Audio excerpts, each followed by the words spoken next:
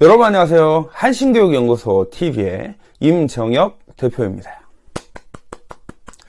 네, 오늘은요, 지난 시간에 이제 우리가 생리대, 위생용품 고르는 방법에 관한 이야기를 좀 했는데, 오늘은 이제 그쪽 얘기를 조금 더 이어서 그 생리통 약에 관한 이야기를 좀 해보고자 합니다.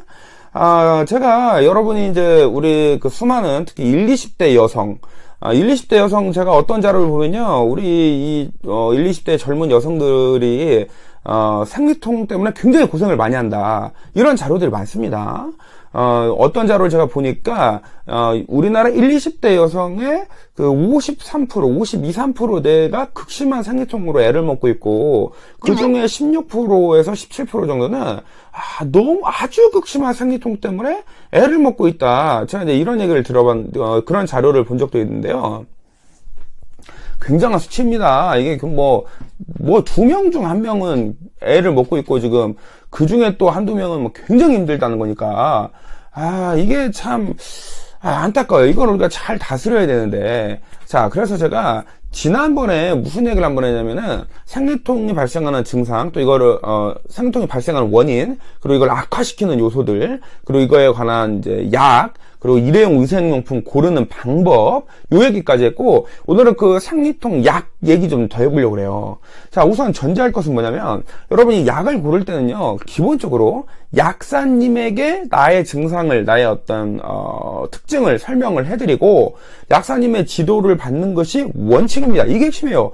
절대 친구들끼리 정보를 주고받고 뭐 그런 것도 하는데, 친구의 말을 믿고 약을 선택하는 건 안 돼요.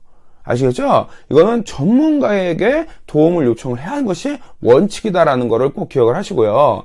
자, 이거를 전제로 한 다음에 제가 몇 가지 특징을 알려드리려고 해요.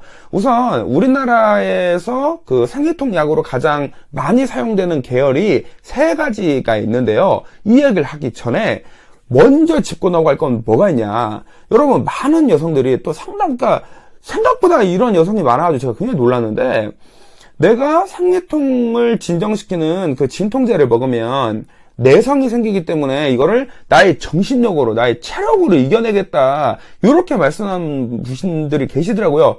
요거 곤란한 얘기입니다. 그거 아니에요, 여러분. 내가 생리통에 관한 이제 진통제죠. 그러니까 생리통 약이라고 할게요. 이걸 먹어서 내성이 생기려면 막 하루에 몇 알씩 막 1년 내내 먹고 막 이래야 돼요. 그리고 원래 조금 더 엄밀히 따지면은 내성이란 거는 항생제에 대한 이야기예요. 원칙적으로 내가 생리통 약을 먹어가지고 내성이 생기는 거는 일단 논리적으로도 이렇게 썩 맞는 얘기는 아니고, 이럴 땐 여러분 생리통 약을 드시는 게 좋아요. 먹는 것이 훨씬 안전합니다. 왜 그 죽을 고생을 하면서 그걸 그냥 막 정신력으로 참는다고 합니까? 그러지 않는 것이 좋다. 저도 제 큰딸이 저희 큰아이는 그 생리통이 생기지 않도록, 저는 이제 3딸의 아빠다 보니까 이 아이들을 전부 다 정기적으로 키우고, 애들 음식이며 하여튼 진짜 목욕도 저는요, 로즈마리라는 화분을 몇 개를 키워다가, 그거 목욕할 때마다 그거 따가지고 물에 원액 내가지고 애들 목욕시키고 그랬다니까요. 전 별짓 다 했어요. 우리 딸들 잘 키우려고. 자, 방송 보는 딸내미들, 부러움 치는 거, 저거 괜찮은 아빠입니다. 네, 상당히 열심히 사랑으로 우리 딸들 잘 키우고 있어요. 하여튼, 다시. 제가 이 생리통 약 안 먹는 거에 대해서는 정말 제가 너무너무 안타깝다. 제 큰아이 보고도 그랬어요. 생리통 증세가 심하면은 약을 먹는 게 좋다, 오히려. 그런데 문제는 뭐냐? 내 증상에 따라 약을 잘 먹어야 돼요. 내가 무슨 약을 먹어야 되는지, 내가 어떤 약을 안전하게 먹을 수 있는 그 방식을 알아야 된다. 제가 대략적인 오늘 소개만 하려고 하는데요. 다시 아까 처음으로 돌아오면요. 자, 제가 우리나라에서 먹는 유통되고 있는 생리통 약이 크게 3가지 부류라고 했잖아요. 첫 번째는 아세트아미노펜 계열이에요. 아세트아미노펜이란 건 이제 타이레놀 계열이다, 이런 뜻이고요. 두 번째는 이부브루펜 계열. 왜 광고 보면 애기들은 식결반대에서 펜 그거 있죠. 그 이부프로펜이라고 하는 거. 또 하나는 나프록센 계열이에요. 요 약들의 특징이 있는데요. 이걸 어떻게 요약할 수 있냐? 자, 쉽게 내가 가장 우리나라에서 일반적으로 많이 먹는 약, 종합감기약 이런 데 다 들어있는 것들이 아세트아미노펜입니다. 종합감기약 보면 통상적으로 한 250mg에서 한 알에 한 300mg, 많은 건 350mg 들어있고요. 그냥 타이레놀을 보면은 한 알에 500mg, 그 다음에 타이레놀 ER이라고 하는 건 650mg이에요. 그러면 이 아이의 특징이 뭐냐? 얘는 약을 먹으면 통상적으로 30분 이내에 효과가 나타나요. 그래서 열은 1도 정도 내려주고, 그 다음에 진통 효과가 있죠. 그러니까 해열 진통이 좀 빨리 된다. 그리고 우리가 심리적으로 훨씬 접근성이 높은, 굉장히 좀 친숙한 약이다. 우리가 이렇게 정리할 수 있죠.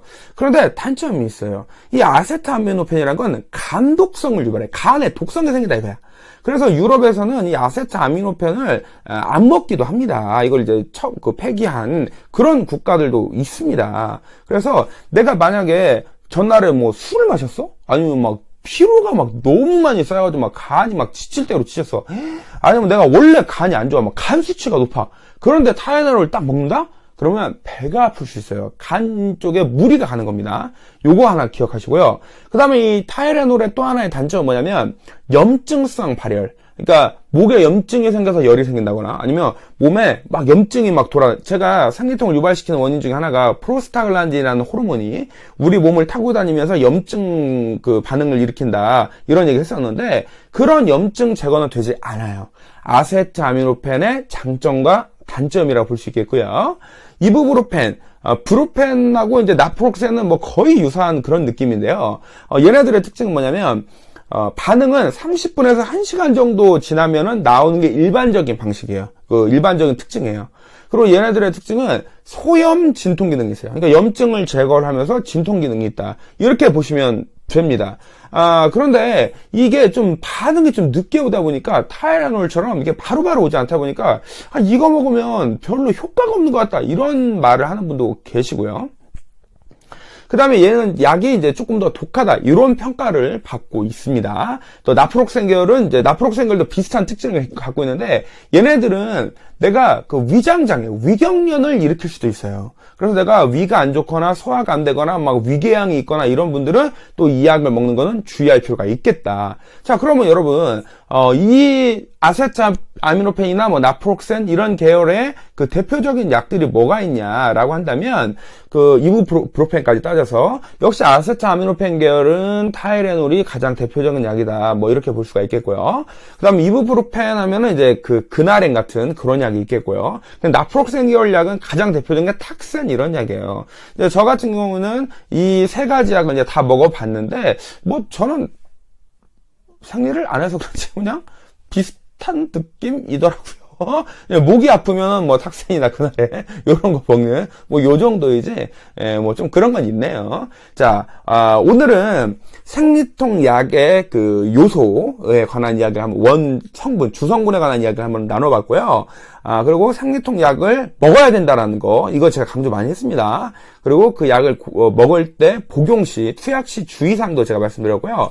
아세트아미노펜, 이부프로펜, 나프록센 계열의 약의 특징과 장점과 단점, 특징을 설명을 해드렸습니다. 그리고 대표적인 약까지 설명해드렸어요. 여러분 도움 많이 되셨죠? 그래서 여러분 생리통을 잘 다스려서 건강하고 멋진 생활을 할 수 있기를 기원하겠습니다. 끝!